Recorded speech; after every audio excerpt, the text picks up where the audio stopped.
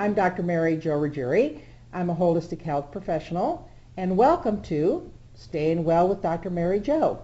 Tea for two, the healing properties of herbal teas. You know, it's become very fashionable. Zencha, tea places, wonderful teas and aromas of teas and how healing they are. You can go into a tea store and they can tell you all the healing properties. Well, we have a specialist with us today who is making her own tea.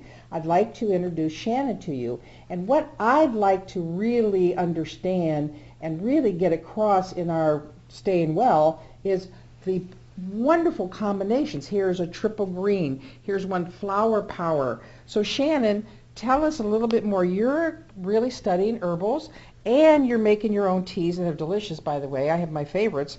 But tell us a little bit more about sharing how important these are and what the healing properties of teas are. Okay. Well, herbs have been used as food and medicine since humans have walked the earth. Plants contain energetic compounds and qualities that have numerous benefits on health when consumed properly by humans. Most pharmaceutical medicines of today are synthesized chemicals, and us as holistic health professionals feel that herbs can oftentimes be safer and more effective in the long run, and more delicious. Good. So here today I have a few of my blends. I'll start with my favorite and my original, the Flower Power. This contains 8 different flowers, all which have some nervine and relaxing properties to them. However, it's gentle enough that you can drink it during the day and you won't get sleepy. Delicious. So here we have triple green. This blend, which contains 3 different types of green tea, is an excellent coffee alternative. It's high in antioxidants, amino acids, minerals, theobromine, and caffeine, as well as other powerful components that help give you an energy boost without a crash all day long. So here on the other side of things, we have our valerian tea, which is a powerful sedative. So people that suffer from issues like insomnia or severe anxiety might benefit from this tea. Although this blend doesn't taste the best due to the nature of its powerful and pungent ingredients, the taste is worth a good night's sleep. So over here, we have the most delicious of all, in my opinion, which is the lavender mint. It's a delicious cooling treat, great hot or cold, day or night. Medicinally, it could be used for nausea, indigestion, headaches, or just as a mild sedative before bed.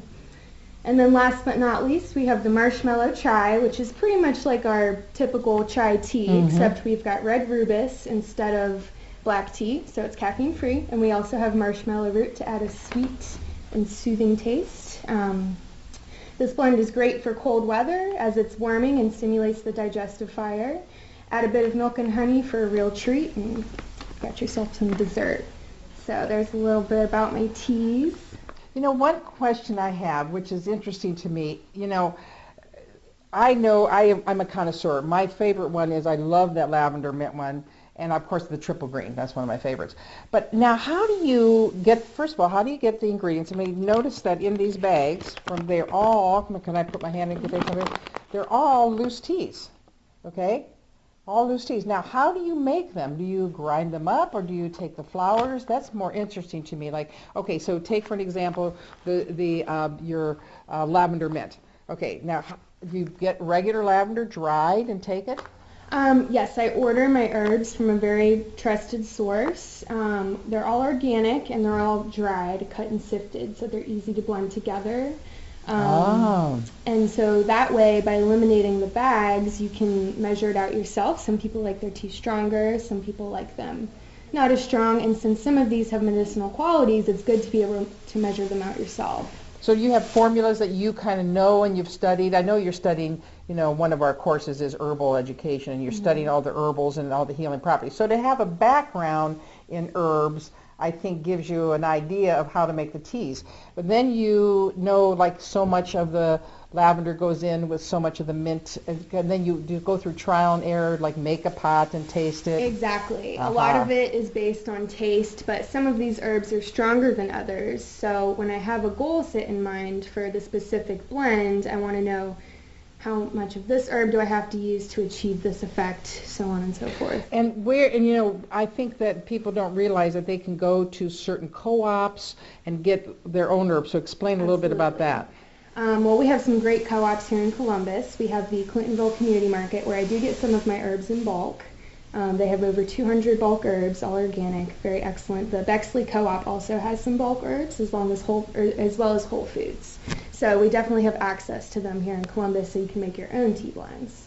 And as we kind of come to a conclusion on this, one of the most healing things you can do is to understand the types of herbs and like Shannon was explaining, what healing properties. You can even put your own blends together and see what you like.